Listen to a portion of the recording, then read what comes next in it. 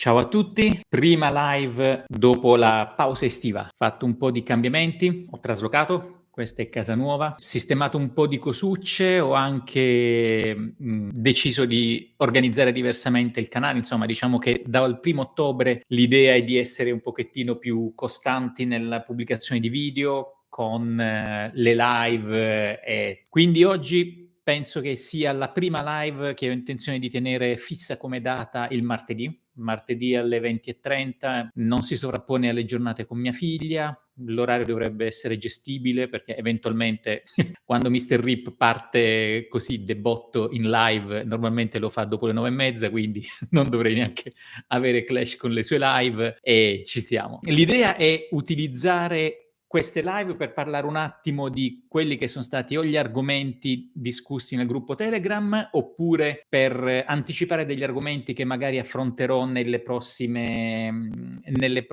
settimane nei video. Sto anche cercando di rendere un po' più attivo l'utilizzo di Telegram, perché prima io avevo aperto un canale Telegram che fondamentalmente io scrivo qualcosa e si può commentare. Per renderlo più attivo ho aperto un gruppo Telegram a cui vi potete iscrivere nel canale, c'è il link, semplicemente è aperto a tutti, siamo già una cinquantina di persone, fondamentalmente l'idea lì è confrontarsi sui vari argomenti. Devo dire che nei primi giorni ci sono stati già dei bei discorsi, si è parlato un pochettino dalla formazione a dei consigli per curriculum e insomma vedo che il gruppo è attivo e siamo tutti quanti insomma concentrati sulla parte dinamiche aziendali e opportunità per il mondo del lavoro, cosa fare. Ho anche aggiornato la mail, quindi adesso il mio indirizzo mail è maurizio@mrmanager.it. Tra le varie cose sulle quali mi sto impiccando c'è anche la creazione di un sito che dovrebbe essere operativo nelle prossime settimane. Fondamentalmente ci sarà un po' di riporto ad articoli a mo' di blog per quanto riguarda la parte argomenti o attuali o comunque discussi nei video. Poi cercherò anche di strutturare il discorso per chi volesse richiedere consulenze specifiche, insomma, sulla parte carriera aziendale, ricerca lavoro e via scorrendo. Quindi mini marchetta volante su qualcosa che devo strutturare anche meglio nelle prossime settimane. Quello di cui mi andava di parlare magari sono degli spunti presi da articoli che sono usciti recentemente o sui quali magari ho avuto tempo di soffermarmi. Avete visto, ho fatto un video in cui commentavo uno degli ingegneri che è stato assunto dall'Apple per lavorare sull'Apple Car e credo che quel format di lavorare sui profili LinkedIn per anche farvi capire un attimo come navigarli, ovviamente bisogna avere la fortuna di trovare un profilo LinkedIn con tutte quante le informazioni, perché se qualcuno magari ha il profilo LinkedIn scarno con pochissime cose, non è interessato negli anni, non si è interessato a inserire tutte le informazioni e contatti, insomma col profilo LinkedIn ce ne facciamo ben poco, però se si trova qualcosa di ben strutturato può essere molto interessante. Un altro che voglio analizzare in futuro sarà quello del nuovo responsabile di Google Italia, Melissa Peretti. Melissa Peretti ha iniziato pochi giorni fa la sua avventura alla guida di Google Italia. La conosco personalmente perché siamo stati colleghi per diversi anni in American Express e mi piaceva l'idea di approfondire il discorso quando parlo spesso del fatto che posizioni manageriali non devono essere necessariamente con competenze specifiche verticali. Ecco, abbiamo una persona che non è del settore IT, del settore business e passa appunto dal mondo carta di credito a Google, perché quando sei un amministratore delegato le dinamiche sono bene o male le stesse nelle varie aziende. Allora c'è l'articolo e il nuovo amministratore delegato di Google Italia ha iniziato qualche settimana fa, l'ha specificatamente messo sul LinkedIn, era stato fatto l'annuncio a maggio e esattamente 2 settimane fa ha iniziato la nuova posizione in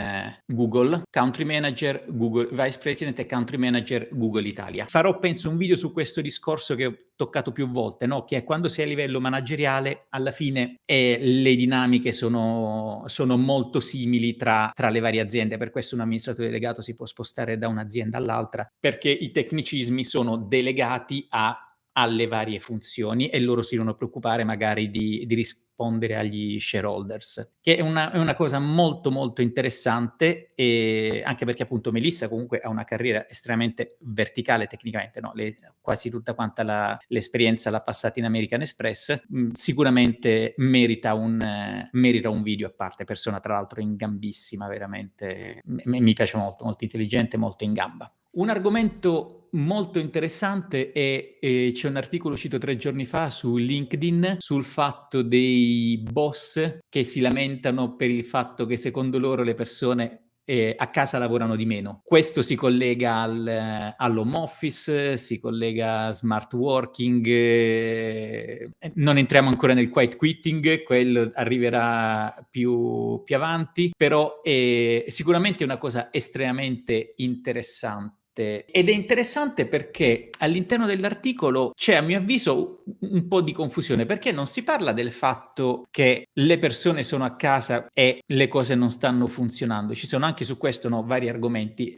Per lo più è un fatto di percezione. Ora, io sono personalmente estremamente favorevole al lavoro da casa. Io ora lavoro al 100% da casa, sono qui sulla postazione nella quale passo la maggior parte delle giornate lavorative. Ho una postazione di backup in camera da letto perché ovviamente se dovesse esserci mia figlia in orario di ufficio vengo sfrattato per via del televisore o del cane, e quindi io ho il piano B nell'altra camera. Però a livello di efficienza e possibilità di lavoro per me è una svolta totale. Almeno nella mia esperienza, ovviamente questo mi ha permesso anche di trasferirmi dalla Svizzera all'Italia, di organizzarmi meglio tutte quante le cose personali, ma lo trovo assolutamente efficiente. E tra l'altro, Farsing, sì, poi ne parliamo. E tra l'altro io sono della scuola di pensiero che c'è un vantaggio incredibile, cioè pensiamo a tutti quanti i tempi morti eliminati, quindi da quello del trasporto e del trasferimento. Ovvio, se magari devi uscire per portare i bimbi a scuola, comunque c'è quella parte, però moltissima gente, soprattutto in città come Roma, ti togli un'ora all'andata e un'ora al ritorno da passare in macchina. Il fatto di essere a casa personalmente lo vedo come un'ottimizzazione anche dei tempi, perché il fatto che se c'hai una mezz'ora magari tra una riunione o l'altra lo puoi gestire per scendere e fare 2 passi, o anche andare al volo a fare la spesa, o fermarti un attimo e fare quello che devi fare, a mio avviso aiuta moltissimo a spezzare, a recuperare le energie, ad essere più efficienti ed efficaci. Per cui questo è uno dei punti su cui, a mio avviso, l'ho detto spesso, ciao Alessandro, le aziende che non si stanno preparando e non si stanno adattando per gestire un lavoro in remoto sul lungo periodo,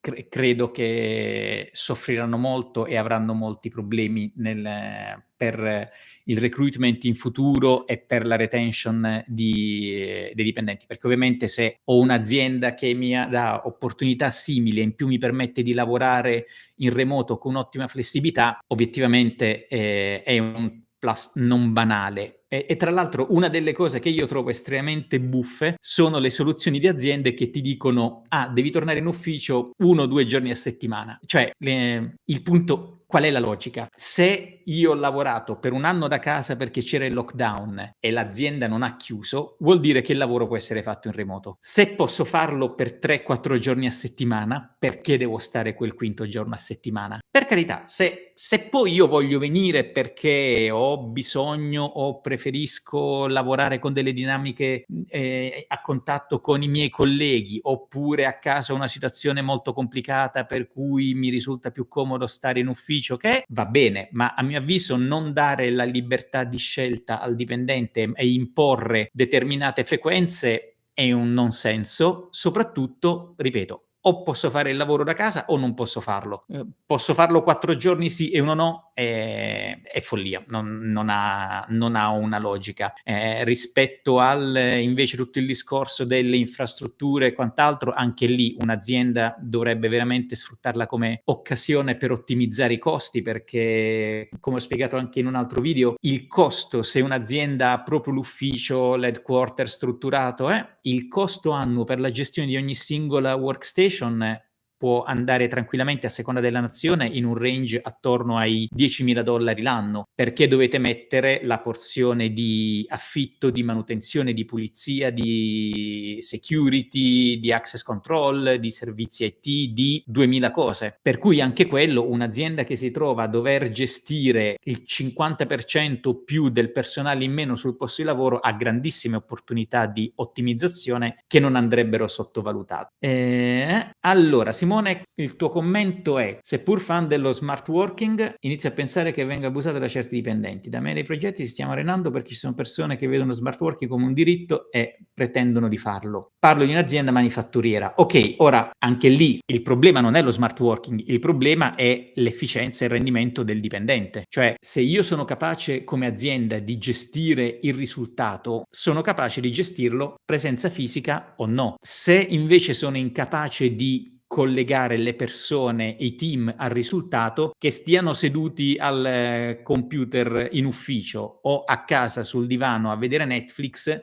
non c'è differenza. Per questo il problema, a mio avviso, non è il dov'è la persona, ma il come vengono gestite le risorse. Sì, ovvio che se sono in ufficio avrò più difficoltà a seguirmi la serie Netflix, ma ci sono tantissimi altri modi di non essere efficienti o, diciamo, imboscarsi. Quindi sì, a mio avviso quella è una grandissima opportunità. Poi ci sono, per carità, tutte le implicazioni, per esempio persone che vengono assunte adesso. Io ho 25 anni di seniority, di cui 23 passate in lavoro normale, gli ultimi 2 anni in smart working, e quindi ho il passaggio, posso apprezzare tutte le nuove cose pur avendo fatto la mia esperienza nell'altro mondo. Effettivamente può essere un po' complicato sotto alcuni aspetti, se vogliamo, che chi entra oggi, l'onboarding, il conoscere i colleghi, tutto quanto fatto in remoto non è ottimale, però diciamo che sicuramente è quello a cui si sta tendendo nel medio-lungo periodo, per cui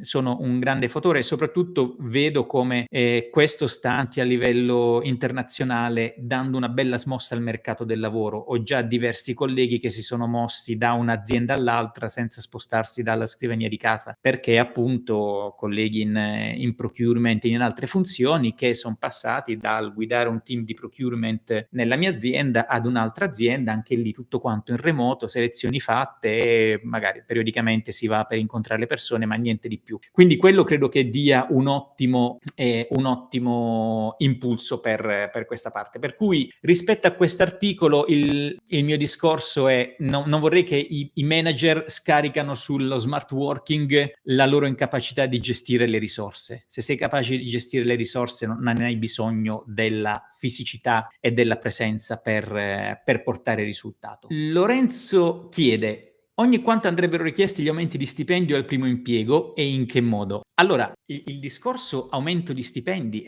è una cosa molto delicata, perché le aziende spesso sono molto strutturate ed hanno dei limiti molto precisi, cioè non è che vado là e posso chiedere un aumento perché magari ho delle spese o per dei motivi personali. Più è strutturata, più grande l'azienda, più facilmente ci sono dei meccanismi e degli automatismi. Tipicamente l'aumento di stipendio avviene quando c'è un aumento di responsabilità, un aumento di mansioni. Non è un discorso di sto facendo lo stesso lavoro per 10 anni e quindi ogni 3 anni mi devi fare uno scatto di stipendio, a meno che non ci siano degli aggiornamenti di stipendio contrattualizzati per inflazione e via discorrendo.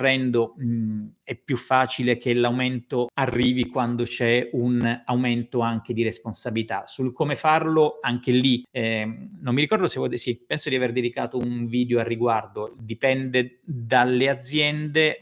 Un meccanismo che veniva consigliato, che non è male come procedura, è allinearsi col capo e capire cosa mi fa definire come un top performer, no? Sto facendo tutto quanto, quali sono le metriche e i parametri per cui a fine anno dirai io sono nel quarto quartile delle performance e quindi quello papabile per una promozione, un aumento, un bonus o qualcosa. Concordato questo, fare un piano d'azione per poi tornare dopo X periodo con ecco, ho lavorato su questo, ho portato questi risultati, ho fatto A, e là intavolare una discussione. Però il discorso dell'aumento e della negoziazione salariale, soprattutto in nazioni come l'Italia, è veramente una cosa molto, molto delicata e molto particolare. Quindi è difficile dare una risposta univoca. Credo che veramente si debba fare molta, molta attenzione soprattutto alla cultura aziendale. Allora Simone, qua metti una cosa molto specifica. Il problema è che quelle persone dovrebbero fare test e lavorare sul prodotto. A casa fanno cose di secondaria importanza. Ok, però anche lì, cioè nella mia azienda per esempio c'è lo smart working, choice with responsibility, cioè il principio è decidi tu, informi il capo, partendo dal presupposto che se sei uno che lavora al tornio o che deve fare test di qualità su prodotti e su impianti, non dovrebbe esserci l'opportunità di stare a casa. Se sono assunto come saldatore specializzato e poi sto a casa a fare audit degli Excel, c'è qualcosa che non va. In quel caso sicuramente, però le mansioni assegnate vengono assegnate, non è che uno dice ok, in questo progetto io decido di fare questa parte, me ne vado a casa e me la faccio a casa. No, la famosa matrice RASI di cui avevamo parlato anche in un altro video, o comunque l'assegnare le competenze e le responsabilità, quello fa parte del processo che poi automaticamente seleziona chi può stare in smart working, in che quantità, con che frequenza e via discorrendo. È sempre un problema a monte di gestione delle risorse. Poi le risorse, per carità, il fattore umano, ragazzi, va sempre considerato e non sparirà mai ed è una delle prime cose su cui si dovrebbe imparare a gestire, soprattutto quando hai funzioni di responsabilità o manageriali.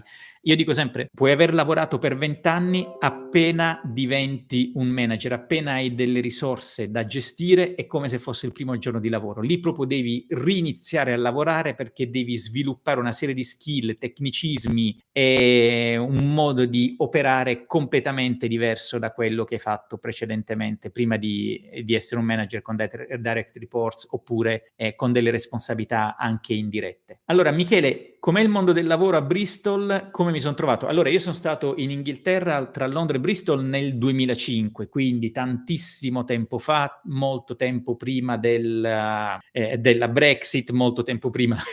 A quei tempi l'Italia partecipava ancora ai mondiali di calcio. E come mi sono trovato? Per me l'estero è sempre un'esperienza meravigliosa, sia a livello lavorativo, sia a livello opportunità, esperienza di vita. È una cosa che io consiglio a tutti quanti, indipendentemente dai neolaureati a chi ha già esperienza lavorativa. Andare all'estero è una cosa che consiglio in assoluto. Una cosa su cui mi sono non scontrato, ma mi ha colpito molto è stato, perché quella, se vogliamo, è stata la mia prima esperienza di lavoro anche con l'estero, perché prima lavoravo sì, ma prevalentemente in contesto italiano, anche se i contatti con la Francia. È stato confrontarmi col fatto che, per esempio, in Inghilterra c'è molto una logica di ognuno ha la sua area di competenza, nel bene e nel male, quindi molto ben strutturato. Questo è il mio lavoro, so che questa è l'area, questa è quella del mio collega, però poteva essere abbastanza frequente in caso in cui qualcuno non era disponibile ad aiutare semplicemente perché non gli spettava. A me è capitato, proprio in un passaggio di consegne, ma sai, quando dici ok, avantieri, è finito il passaggio di consegne, scusa, mi spieghi questa cosa?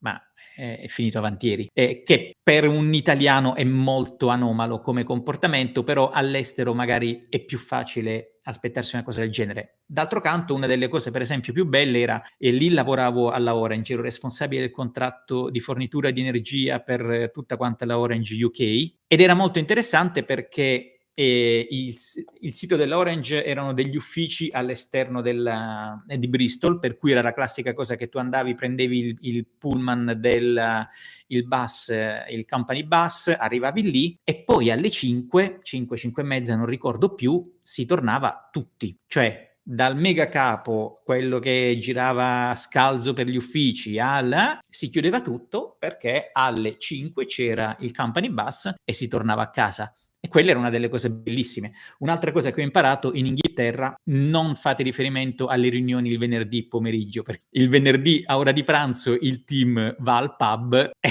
vi assicuro che il venerdì pomeriggio non si prendono riunioni, decisioni di business importanti. Se vengono prese, fate finta che non esistano perché diciamo è molto rilassato il venerdì pomeriggio. Quindi per rispondere alla domanda mondo del lavoro all'estero, io mi son trovato sempre benissimo, anche con tante difficoltà. Ovviamente, attenzione, ora parliamo di un mondo completamente diverso. A quei tempi Bristol, città molto interessante, molto carina, avevo tantissimi amici lì, c'erano i figli del primo ministro che studiavano all'università di Bristol, quindi città molto vivace, con tutte quante le dock che erano state ristrutturate, riqualificate, veramente caruccio. Oggi ovviamente è un mercato completamente diverso, sempre l'Inghilterra nel bene e nel male, però è da rivalutare. Adesso sicuramente è da vedere la situazione, però gli amici che ho ancora in Inghilterra, soprattutto quelli, quasi tutti quanti lavorano a Londra, erano sicuramente, cioè, mi dicono che ci sono comunque sempre tante offerte di lavoro, è molto dinamico e continuano a trovarsi bene, al di là ora ovviamente della svalutazione del pound.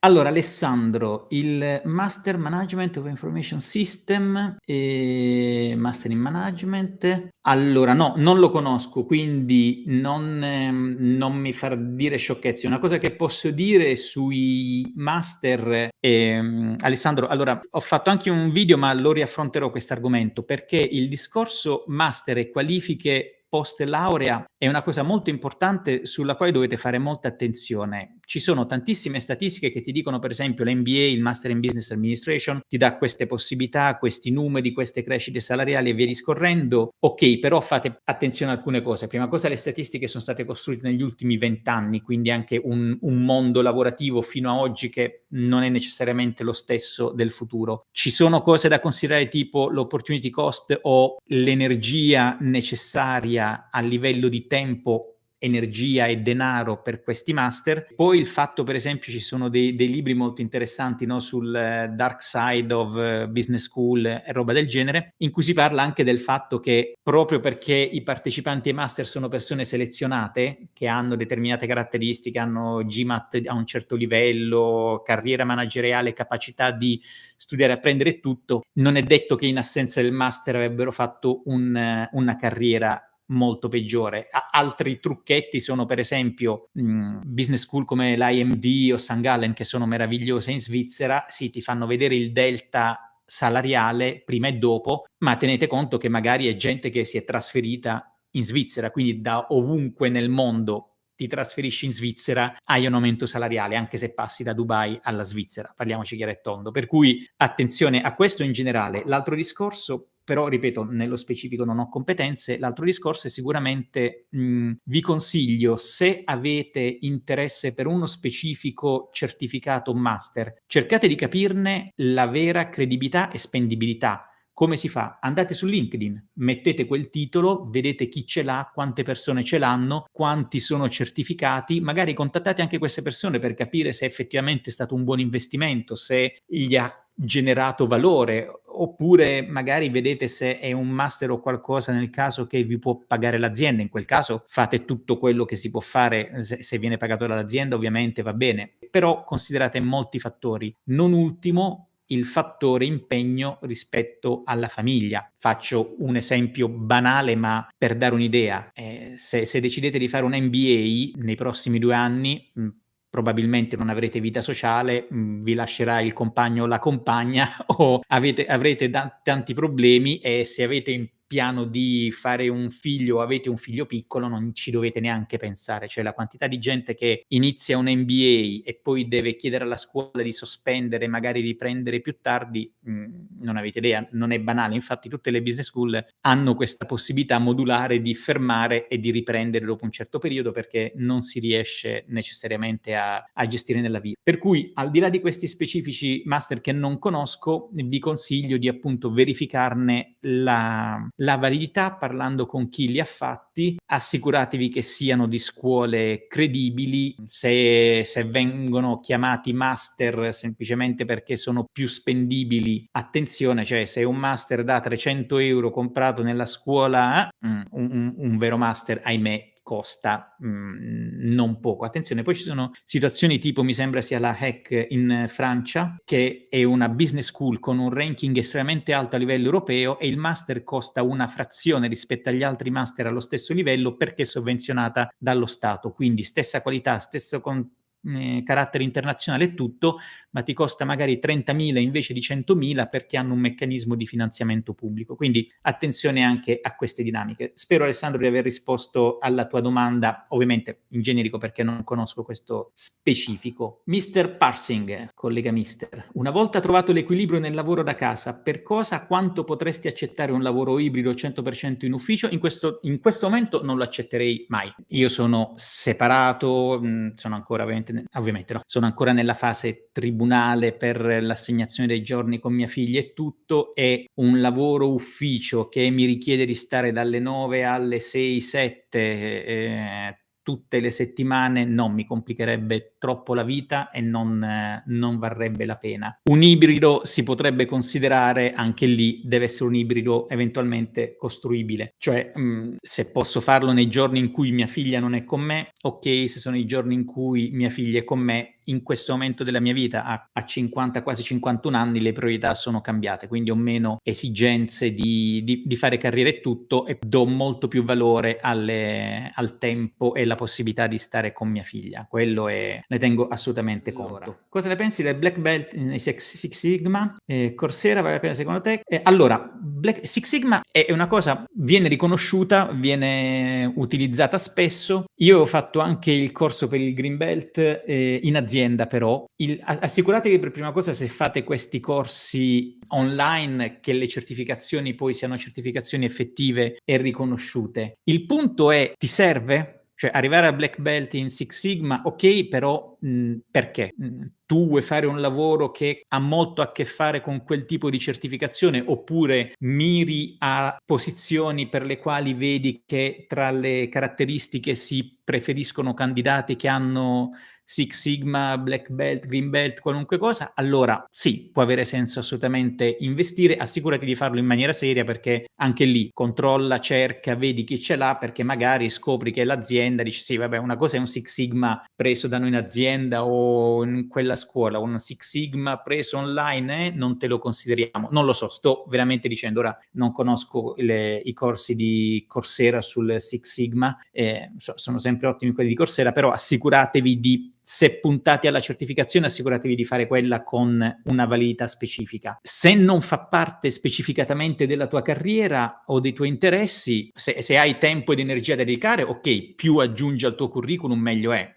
Sono sempre dell'idea, rispetto a farti una serie su Netflix, ti fai un Black Belt Six Sigma e va benissimo. E poi lì è molto bello perché comunque ti insegnano delle metodologie molto interessanti di organizzazione, degli step e tutto. Io ho lavorato in Toyota, quindi quando mi sono trovato a fare il corso successivamente in un'altra azienda per il Green Belt, e diciamo non mi ha stravolto la vita, aveva già la formazione in Toyota coperto molte delle attività, però sicuramente è un'opzione che, ti ripeto, deve aver senso all'interno del tuo percorso di carriera. Cioè, se oggi chiedeva uno di voi nel gruppo Telegram, ma ha senso fare la certificazione per project management? Dipende, se vuoi fare il project manager sì, se vuoi fare il capo ufficio acquisti no. Deve essere sempre collegato all'unire i puntini che vuoi disegnare per il futuro. Insomma, quando si deve creare massa critica come contenuti all'interno del curriculum,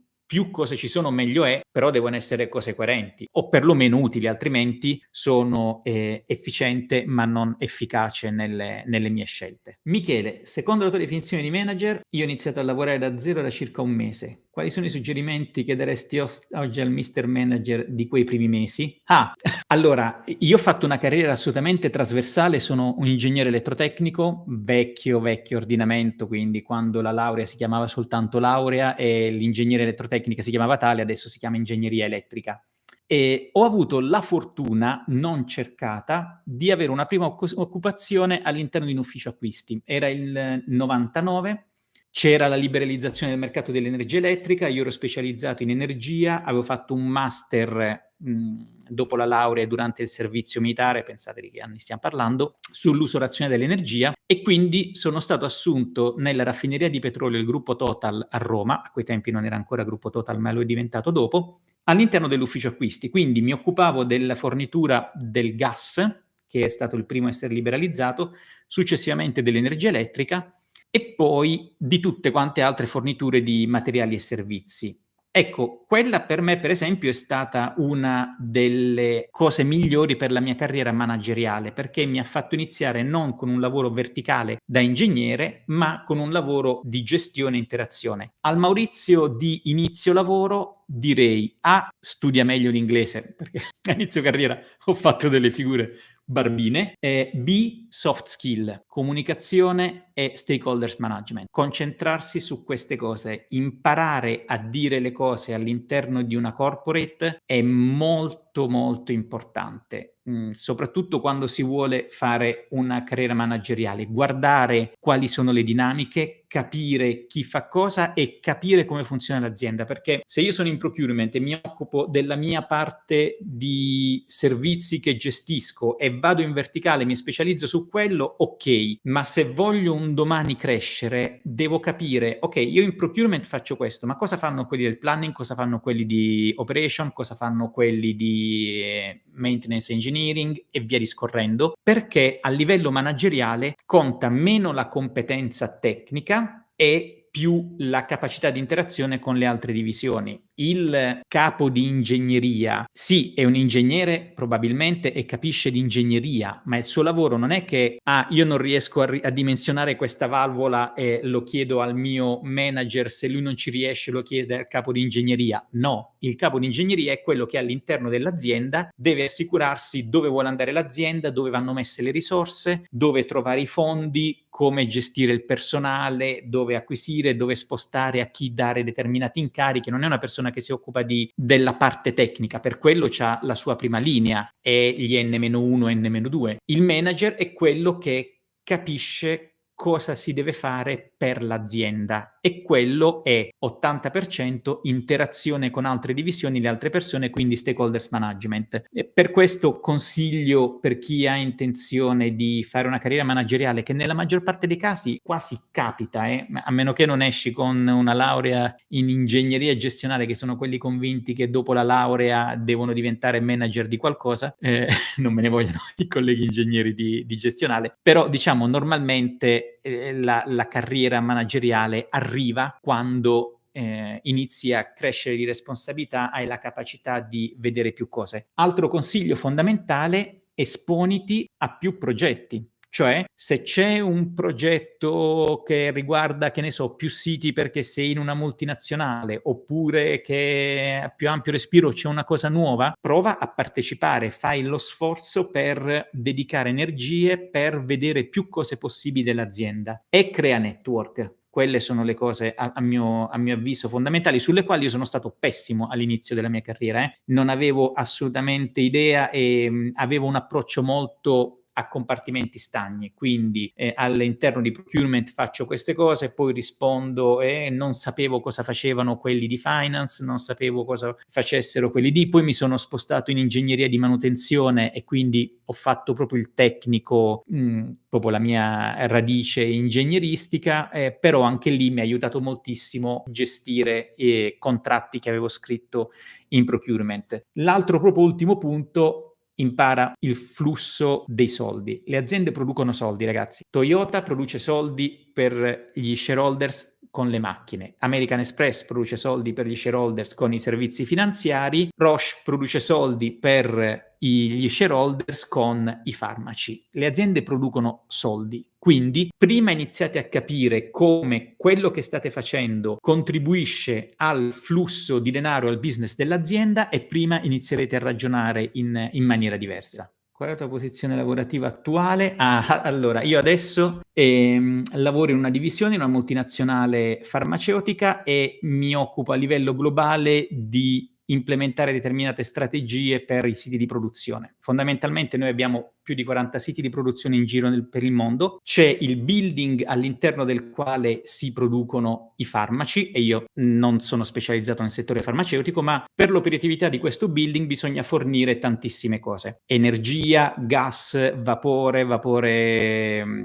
con parametri farmaceutici, manutenzione, servizi di real estate, spare parts, logistica, tantissime cose. La divisione all'interno della quale del lavoro è quella che fornisce tutti questi servizi. Nello specifico io ora mi sto occupando della parte real estate, facility management e utilities, per tutto il mondo, per tutti i siti di produzione, e quello di cui mi occupo prevalentemente in questo periodo è l'ottimizzazione dei contratti, che significa brutalmente trovare maniera per ottimizzare i costi, migliorare i servizi, controllare l'efficienza e via discorrendo. Il network all'interno è al di fuori dell'azienda. Al di fuori dell'azienda, online, LinkedIn, e poi gli eventi, cioè se venite mandati a un congresso, a fare un corso, a partecipare a una conferenza o qualunque cosa, network a manetta. Ai miei tempi si andava di biglietti da visita, ci si faceva stampare in pacchetti da 100 con la custodia di plastica trasparente, o ancora tutti quanti i bigliettini da visita delle varie posizioni.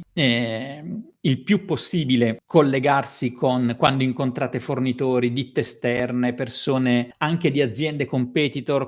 Quando iniziate a lavorare avete a che fare con moltissime persone all'interno e all'esterno, cercate di mantenere sempre i contatti, prendere e scambiare mail, indirizzi LinkedIn e via discorrendo. All'interno dell'azienda, proprio con quella cosa di cui dicevo prima, considerate che siamo tutti nella stessa barca, ragazzi, cioè anche le persone, i vostri pari e i vostri colleghi hanno necessità e mirano a costruirsi un network, per cui la regola del non mangiare mai da solo, che io anche lì non l'ho applicata all'inizio, quella è una regola, cioè cercate di avere ogni giorno qualcuno con cui andate a pranzo, con cui andate a mensa, non i soliti 5 amici del team a cazzeggiare cose. Cioè ditevi: io 2 volte a settimana invito qualcuno da altre parti dell'azienda per conoscersi, per capire tu chi sei, che cosa fai, anche perché come dicevo un mio ex capo, la vita è lunga, l'azienda no, cioè spessissimo cambiano le cose. Tu magari oggi fai all'interno dell'azienda il corso per Green Belt in Six Sigma, conosci 10 persone, fai network con loro, e tra 2 anni una di queste persone viene assegnata per aprire una funzione per una cosa che ti interessa, e tu magari puoi proporti perché hai un collegamento diretto. Ci sono 2000 modi di fare network. Addirittura alcune aziende, se sono molto grandi, hanno proprio organizzano dei pranzi random. Tu ti iscrivi, a me capita, nella mia azienda c'è questo adesso, tu ti iscrivi in questi network lunch e ogni settimana, ogni mese mi sembra sia la frequenza, esce: guardate che questa settimana siete voi 5 a pranzo, ci si dà appuntamento da qualche parte e si conosce. Quindi assolutamente fare network il più possibile. LinkedIn ovviamente è il posto fondamentale per fare network online con persone delle vostre aziende, vostri fornitori, vostri clienti, amici di amici, ex colleghi dell'università. Pensate, per esempio, quello è un altro errore che ho fatto, anche perché considerate, quando ho iniziato a lavorare io, internet non era quello di oggi, quindi non c'era un LinkedIn esteso, era molto più analogico il mondo. Però per esempio all'università minimo avete un centinaio di persone con cui siete stati a stretto contatto. Queste 100 persone molto probabilmente andranno a finire in 90 aziende diverse, e ognuna di loro inizierà a crearsi un network, e quindi di seconda, terza sponda è un numero veramente rilevante di persone con cui arrivare a contatto. E giusto per specificare, Simone, sì, ingegneria elettrica o elettrotecnica va a 50 Hz, se vogliamo ipersemplificare, e si occupa dell'energia elettrica, le reti di distribuzione, potenza, motori elettrici e tutto. Ingegneria elettronica sono i dispositivi elettronici, loro vanno a corrente continua e sono quelli che si occupano appunto di processori e via discorrendo. Quindi proprio iper semplificazione. Diciamo, nell'ascensore il motore che vi porta su e giù lo fa un ingegnere elettrotecnico, e la pulsanteria e i controlli lo fa un ingegnere elettronico. Banalizzando, chiedo venia ai miei professori che sono laureati. Tra l'altro un mio collega adesso è il rettore del Politec, sapete come sono vecchio. Come sviluppare le abilità comunicative per chi ha un indolo da lupo solitario? Allora,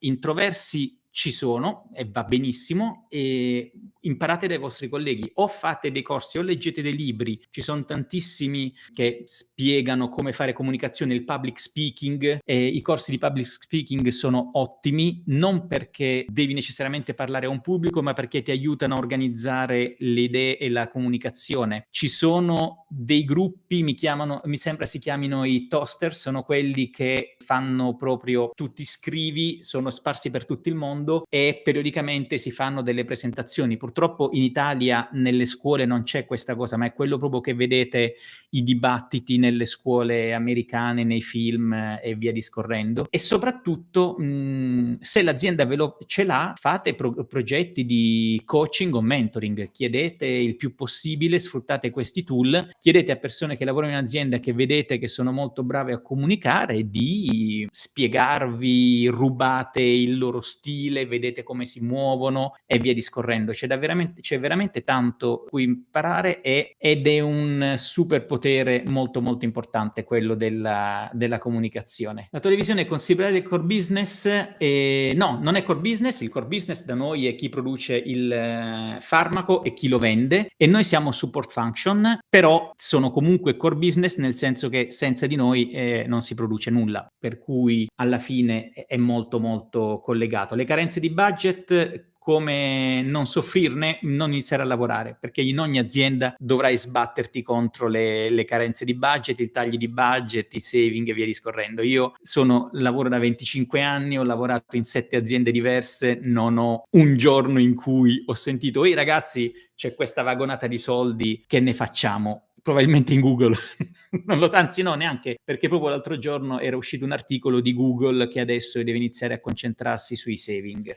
Sì, il network lunch è una cosa molto figa, molte aziende ce l'hanno, se non ce l'hanno organizzatelo. Ragazzi, proponetelo in azienda oppure fatelo in maniera informale. Ho fatto una riunione, c'erano queste 5 persone, uno di finance, uno di procurement, uno di che non conoscevo, e ragazzi, andiamo un giorno a pranzo. Vi diranno di sì, perché tutti hanno necessità di costruirsi un network, siete tutti nella stessa barca. Se volessi affiancare il mio attuale lavoro all'università online buona in economia e finanze, come potrei fare, dato che non ci sono proposte interessanti per questo problema? In che senso non ci sono proposte interessanti per questo problema, Enrico? Non penso di aver capito la domanda. Una cosa, se tu già lavori, se tu già hai un titolo e stai facendo un lavoro e una carriera avviata e vuoi iscriverti all'università per acquisire competenze, no. Cioè, pensaci, nel senso che non è necessariamente l'università, una volta che sei già nel mondo del lavoro, il luogo per imparare determinate cose. Cioè, imparerai molto di più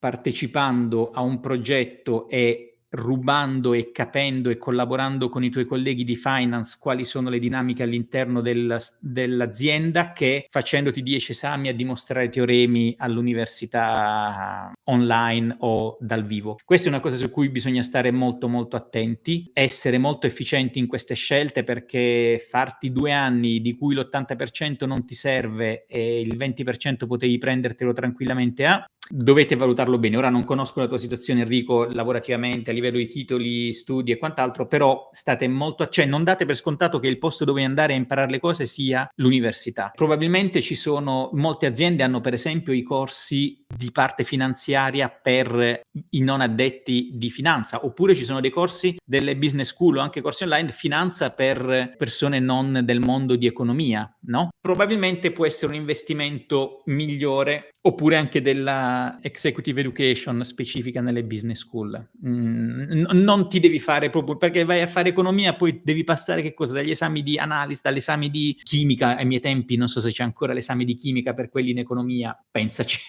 Carriera accademica, allora no, nel senso che io non amo il mondo accademico nella sua accezione standard. Finita la laurea mi era stato anche richiesto di fare il dottorato e non mi attraeva per niente. Mio padre, professore universitario, ovviamente in pensione, quindi conosco bene le dinamiche universitarie italiane e non mi alletta. Dirò oggi, se ci fosse la possibilità di andare a fare delle lezioni in una business school o in un'università a condividere un po' quello che sto condividendo qui, ecco, è una cosa che farei molto volentieri. Per esempio, io adesso ho un know-how sui contratti nel mondo corporate, ci tiri fuori tre esami come contenuti. Ecco, quella è una cosa che non mi dispiacerebbe condividere, e un domani, quando sistemo delle altre cose, è uno dei binari sui quali mi voglio muovere, perché comunque ho anche degli amici e colleghi che collaborano o con business school o con delle università o con delle scuole private, e condividere un po' di esperienza non mi dispiacerebbe. Per uno studente di arte con aspirazioni dirigenziali in ambito museale,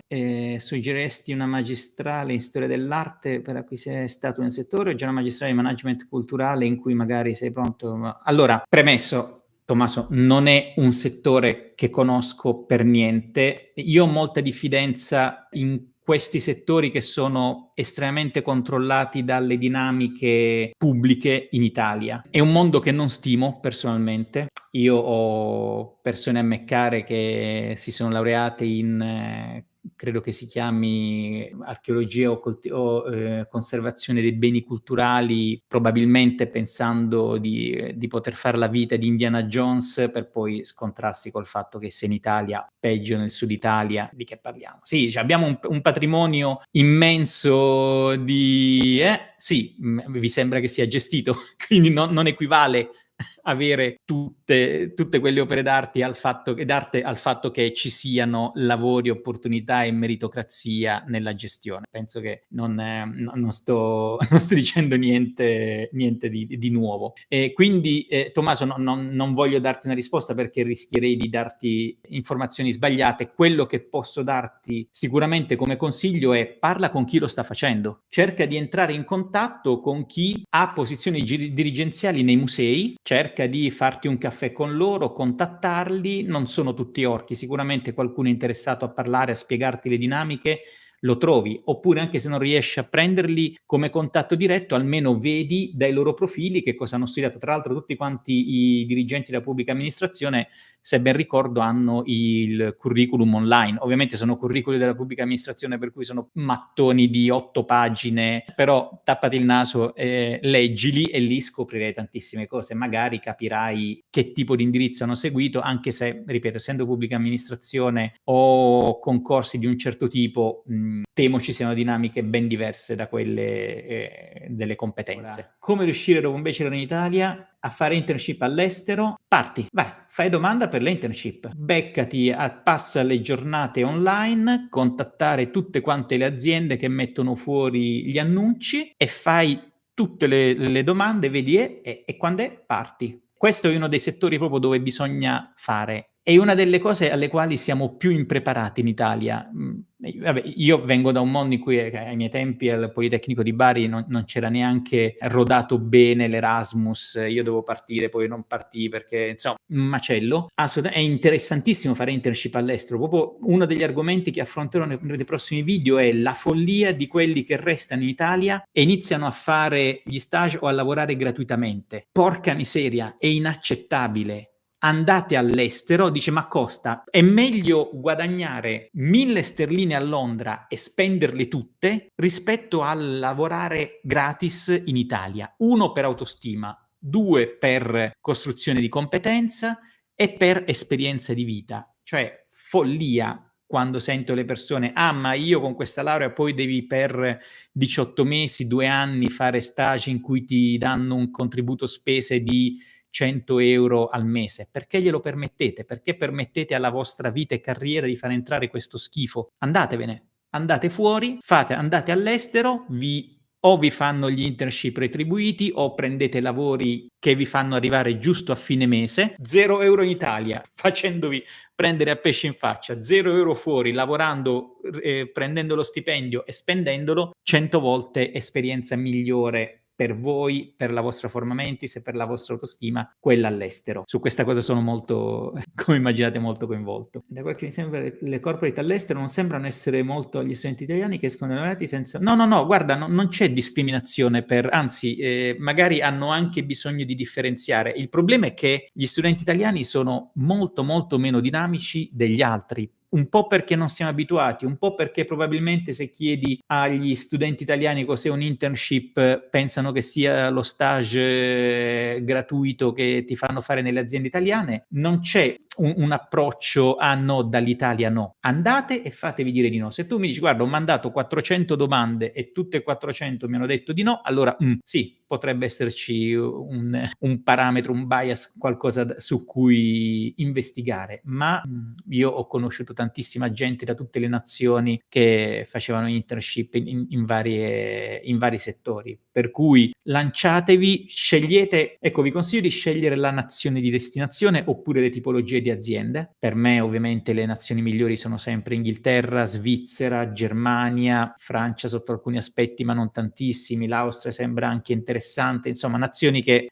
l'Olanda, nazioni che vi permettono anche per un domani di costruire un network e opportunità interessanti. Enrico, al momento faccio l'attrezzista, ma piccola azienda, ma non un paio d'anni mi sono appassionato alla finanza. Perfetto. Guarda, sì, il discorso del cambiare settore, soprattutto se sei giovane, immagino tu lo sia, si può fare. Ovviamente sono passaggi non banali, ma richiedono anche lì, soprattutto se devi fare un passaggio di carriera, assicurati di farlo nel modo migliore e con buoni contenuti, perché dovrai un attimo superare ho appena iniziato oppure ho fatto altre cose nel frattempo, quindi non serve il bollino sul foglio. Se magari l'università o il che non ha una buona reputazione, no, quindi scegliete sempre con cognizione di causa i corsi. Allora ragazzi, vedo che abbiamo superato abbondantemente l'ora e mi sembra che abbiamo tenuto un buon ritmo di domande. Sono veramente contento di non aver potuto toccare gli argomenti che avevo in lista, perché l'interazione è stata bella dinamica. Ci risentiamo settimana prossima, dovrebbe essere confermato il martedì. Grazie a tutti